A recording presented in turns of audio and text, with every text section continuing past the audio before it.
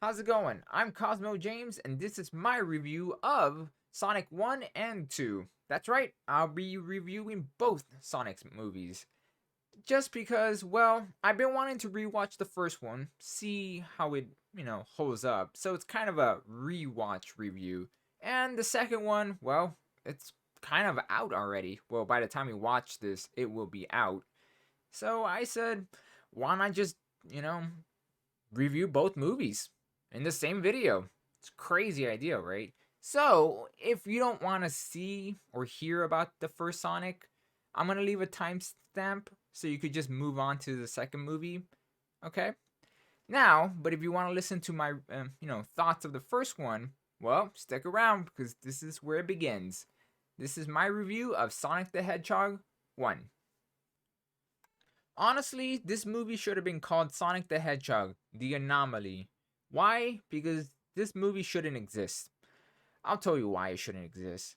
If you remember the backlash before the movie came out, say, if I remember right, it was around 2018. Yeah, it's been a while already. Yeah, everything's like a blur now. But you would remember this horrifying face. Give me a second. Oh, God, it's horrifying. Just look at it. This was gonna be Sonic. This is how he was gonna look. It's so frightening. But yeah, it's crazy. It is crazy what happened. So the director went on to Twitter and said he's gonna fix it. Yeah, and people were shocked. I was shocked. Big companies, well, movie companies that is, were listening. Yeah, the biggest thing about this movie is that they respected the fans. They actually went back and took the time and fixed Sonic. And I'm so glad they did because honestly, if they went with this frightening thing, the movie would have been horrible. Well, maybe it would have still been okay, but staring at this, no way. So, well, honestly, there's not much to this movie. I don't think that's a bad thing. It's pretty simple movie. I'll go through it pretty quick. Like I said, there's not much to it. Sonic comes from a different universe. He comes to our world as a little kid, that is. He lives in this small town called Green Hills. Yeah, I know, right? The nods are there, and I like the Easter eggs, and they do a very good job with them. And that's one of them. If you know Sonic the Hedgehog, and he's been living there all these years. He kind of befriends two people, Donut Lord Tom, played by what's his name, James Marsden. You would remember him by, well, you would notice him as Cyclops from X-Men, and he's done other things too. And his wife, Tika Simpert. I think I butchered her last name, but yeah, she's not a big part of the movie, but she plays a good supporting role, and I like her. She's Pretzel Lady, Maddie. That's her real name, but I'm gonna go with the nicknames because that's always fun. So Sonic ends up, finally getting to the point that he's a little sad. He doesn't have any friends or family. Causes a big shock wave, sending out EMPs, knocking down everything. The government is wondering what is going on, and well, they send the best person to, take care of this situation, Dr. Robotnik, played by Jim Carrey. Yeah, we'll get to him soon. Don't worry. I got a lot to say about him. Good or bad, I'm gonna talk. So, yeah, it's a buddy cop. No, well, technically it is a buddy cop film. Huh, now that I think about it, because Tom, Donut Lord, is a cop. And he's helping Sonic get back his rings that got lost in San Francisco. So it's a road trip. It's a buddy cop road trip, semi fish out of water situation. And, well, Dr. Robotnik is after Sonic to take him in to experiment on him. So it's a romp. Look, there's not much to this movie. Honestly, this movie is not even that long. It's a pretty lean movie. Fast too. Well, kind of ironically. Not in a bad thing or a bad way, it being a fast movie. This movie, it doesn't waste time. It doesn't waste your time either. There's a lot of moments. There's funny. I will admit there is some jokes that do not land, but they don't harp in too much like some kid movies do that you just kind of roll your eyes. They move past it enough that you could just like, okay, it didn't land. Could we just move past this? But there is a lot of good jokes in it that I am surprised that land that got me. Well, I wasn't rolling, but I was chuckling pretty hard. Okay, there is a lot of jokes in it. The voice actor for Sonic does a very good job too. Let's see if I remember right. He does a lot of voice work. He's actually from Parks and Rec. If you know him, you know him. He has a unique voice. His name is Ben Schwartz. Ben Schwartz. Sorry. And yeah, he plays a pretty good Sonic. Tons and tons of pop culture references. And that's actually one thing I don't mind. I hate it when movies just push it into it without no point whatsoever. But it actually plays into Sonic because he's been living in our world for about 10 years. He's a teen. He's like a preteen. He's like 12 or so. So it makes sense why he has so much pop culture references because he's been living alone. He knows comic books, movies, TV, and so on and so forth. So references are not, out of nowhere like some movies do. Now, about Jim Carrey as Dr. Robotnik. Well, I stand corrected.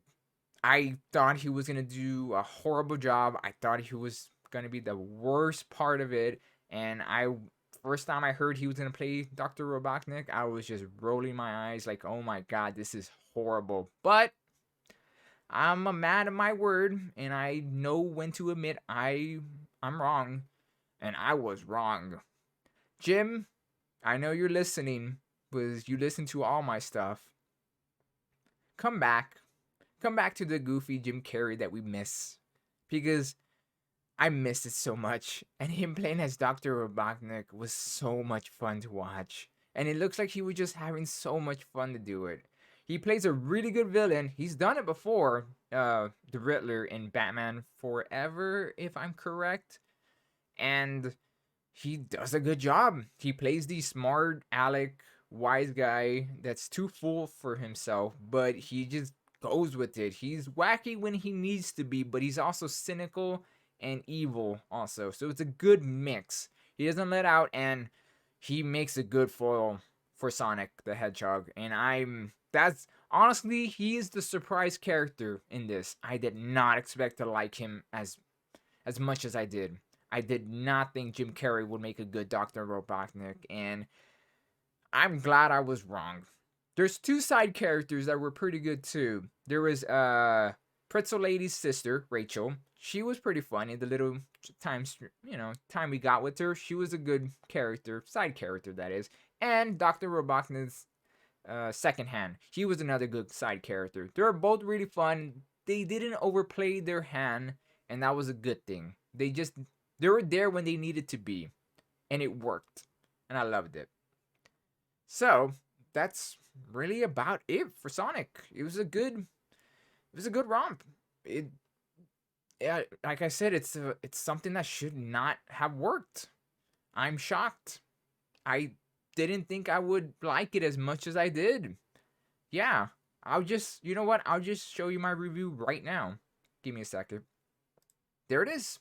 Yep, that's right. It's a 4, and 4 is good in my book.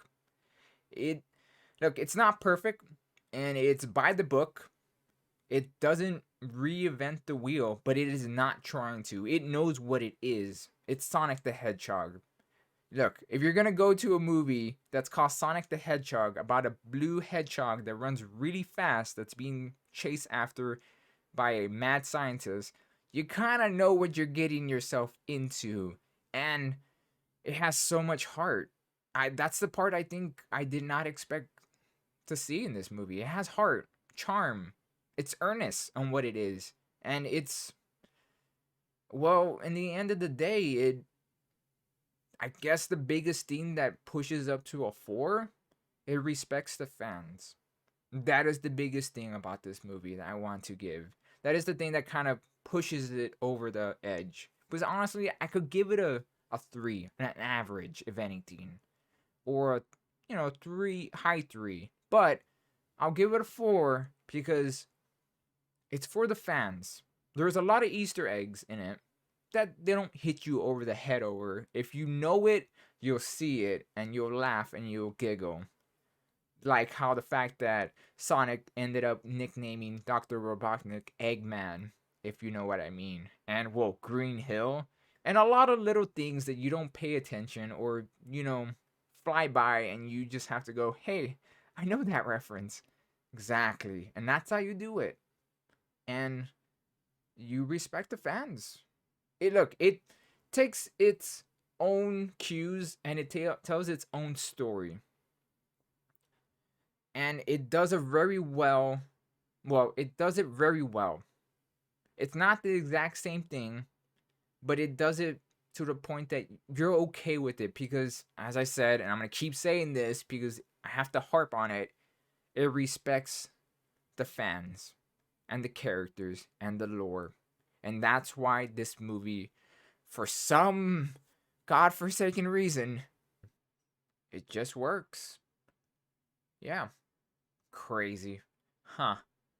If you would have told me that a Sonic the Hedgehog movie would be the best, well, one of the best video game adaptations to movies, I would never believe you. Nope. Not one bit. Well, that's it for the first review.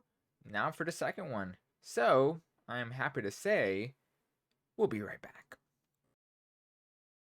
And we're back. So, if you decided to just skip over to the Sonic 2 review, I'll give you a really quick summary of what I thought of part 1.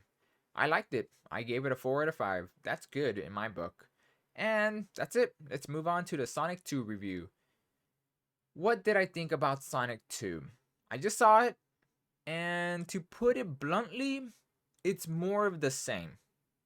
That could be good, that could be bad. It really depends on the person. All the characters come back. Donut Lord, Pretzel Lady, some of the offshoot side characters. Dr. Robotnik is back as, Jim Carrey playing him. Eggman's second hand comes back, and Pretzel Lady's sister, Rachel, comes back. She has a somewhat bigger part in the movie, but it's not too part that it becomes overbearing, but it might be a little bit, some people might not like it. Personally, I didn't hate it because I like Rachel. She was funny, so she's endearing enough that I could, stand her. Luckily, she doesn't overplay or overstay its, her welcome. With that said, let's take it back a little. Let's go back to the, beginning of the movie. I'll give you a little bit of the movie. I won't spoil it completely, but I'll give you an idea of what happens. So let's start from the beginning. Eggman is still trying to get back to our world. He runs into Knuckles. Knuckles has his beef against Sonic. We don't know why, so they end up teaming up. We cut to Sonic. He's doing Sonic stuff. We find out later that Donut Lord and Pretzel Lady are going to Hawaii because Pretzel Lady's sister, Rachel, is getting married. So Sonic is left alone. Home alone. So shenanigans. Lots of them. So that happens. Dr. Eggman and Knuckles find Sonic. They beat him up. Tails comes to the rescue because he's been looking for Sonic also. And well, a huge adventure happens. Well, worldwide adventure this time. So it's kind of like the first one a bit. Globe trotting this time around. So they're after the Chaos Emerald. The beef between Sonic and Knuckles is that Knuckles' tribe was trying to, they created the Chaos Emerald for reasons. But Sonic's tribe, the Owl Lady, I cannot remember her name right now, they took it away from the, Knuckles' tribe. And now they have beef. And it's up to Sonic to stop Dr. Robotnik from getting the Chaos Emerald. And Knuckles, yeah, he's kind of a bad guy, not really, more misunderstood than anything. And you notice that little by little through the movie. It just kind of follows the same beats. Adventure, globe-trotting, road trip, trying to become friends, Tails. There's certain beats the same, just a little different, kind of like a remix, if anything. It's not bad though. I would say this: there's a lot more action in this one. They decide to, amp it up a bit because the first one was a bit more low key. This time, it gets bigger. Not too big, like crazy big. More like if the first one was around 20% to 30, this time is just double that. Maybe a little bit more by the end because it does get a bit big. Don't worry, there's no, well, technically there is a big glowing beam in the sky, but not entirely. So that's a good thing, I guess. What else? There is a part in the movie that kind of drags a bit. It focuses a little bit too much on the humans. Luckily, I didn't mind it too much because I like Rachel. Crazy, right? It's a side character that gets a little bit more time, but she does. Well, it wanes a little bit. There's a reason why this happens, so I am glad that they actually give you reasons why these moments are happening in the movie instead of just, somehow it just happens for some weird reason and it doesn't give you a good explanation for it. But it does. It does wane, as I said, but it doesn't overstay its welcome, and you move past it. And once you move past it, you don't go back. It wraps up the story. That's like a little arc, like a mini arc into the story, in the story that is, and it's okay. I'm fine with it. Personally, I'm fine with it. You go back to Knuckles. Well, actually, that's the big focus is Knuckles, Tails, and Sonic. And to be honest, it should be. It's called Sonic the Hedgehog. Humans play a part, not that big. I think they play less of a part this time, and I'm kind of sad, just a little bit, because I did like Donut Lord, and I wish he played a bigger part in the movie. Not this time though. But someone that played a bigger part is Dr. Robotnik, Jim Carrey. He brings it. Again, he's goofier, crazier than ever, and it makes sense why he's kind of losing it because he was stuck in that fungus world, mushroom planet, for a good, I think, about a year, two, around there or so. So I could see why the dude is kind of has a few screw looses, if you know what I mean. His second hand comes back, funny as ever. He doesn't actually. He does. I like him. He doesn't overstay. He doesn't, does do anything crazy. There's no arc with him. He's there. He does his job. He's second best, and that's what he's good at. Uh, I like I like Tails. Tails is Tails. I can't really say much about Tails. You know Tails. You get Tails. That's about it. As for Knuckles, I really liked him.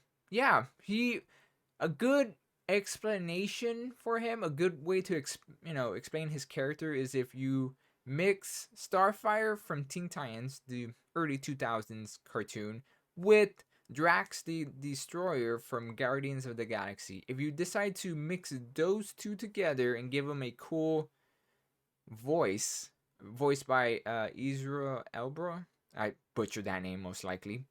I know the actor, and I am not going to try to pronounce his name because I am going to butcher it and I'm going to keep saying it over and over again. So let's just move past this. It's for the best for everyone. No disrespect. But yes, he's voiced by him. He does a solid job. I don't think he pulls it off. Good. I got nothing bad to say about him actually. I liked it. I like Knuckles actually. I was hearing some, reviewers saying that Knuckles was eh. Personally, nah, I don't agree. I liked him. I liked him a lot, and he's a good addition to it. Every character, well, all three of the characters, Tails, Knuckles, and Sonic, bring their own flavor. Just like how they're, blue, orange. Well, not yellowish, orange-ish, yellow, orange. I think he's orange. I'm gonna go with orange. Orange and red. They all bring their own flavor, and I'm okay with it. I'm happy about this. Uh, yeah. All in all, I enjoyed it. It's well, like I said, it's somewhat the same movie, and you could take that as a bad thing or a good thing. You're gonna go in. You're gonna, well, you know what you're getting into. A Sonic movie. You're gonna get a Sonic movie. And yeah, it works upon the whole friendship and have family and all that stuff. So it has a good moral. moral to it, just like the first one, for sure. But what would I give it though? That's the thing. Like I said, it's more the same. It's that could be good, that could be bad. I would say I would give it a 3, but I don't think that's fair because like I said, it knows what it is and it's doing it right. You all the characters act the way they need to act. I would say there is some cringy parts just like the first one that like you didn't need to do that, but there is some good laughs also. So I'm going to kind of evens out a bit, but I don't think a 3 is fair. A 3, well, I don't know. I would say a 3 if I want to be more critical at it, but I would still give it a 4. If you want to go a little lower, a low 4 if anything, but it's still good. You know what you're getting and you're going to be happy. The fans are going to love this just as much as they love the first one, and honestly, I won't mind watching a double feature of both of them. That's how I feel about Sonic 2. It gets a 4. Low 4 if you want to be a little bit more fan critical, and if you want to be really critical, a low 3. But I'll give it a pass because it still has the heart and the charm and it respects the fans. I'm going to keep saying it. I am going to keep saying that this movie, crazy enough, these two movies respects the fans. And that's all I want. Really. And it's fun. It's a good romp. It doesn't take itself too seriously, even though there is times that like you're kind of breaking something here. Look, when they showed off the whole Sonic able to slow down time because he's so fast, that kind of broke everything to the point that why don't you just do that all the time, Sonic? Like every single time there's a problem, just do that. You fixed it. That's the problem. That's one thing I say that would break everything. But I'll give it a pass just for the fact that it doesn't take itself seriously. It's not supposed to. It's fun. It's over the top. Kind of goofy at times, but it knows what it is. So, I enjoyed it. I enjoyed it just as much as I enjoyed the first one. It has its flaws, but I could look past it. Now, on to part 3. Well, don't I'm not going to get ahead of myself. Part 3 is not even out yet. But when it does come out, I'll review it, and it should be interesting because there is a end credit scene. I'm not going to say what it is or who it is, but I'm sure you'll find out soon enough. So what did you think? Leave a comment. Tell me if you liked it, you hated it, if it's more the same, boring, or anything like that. I'd love to hear it. Well, that's all I got to say now. Until next time, see you.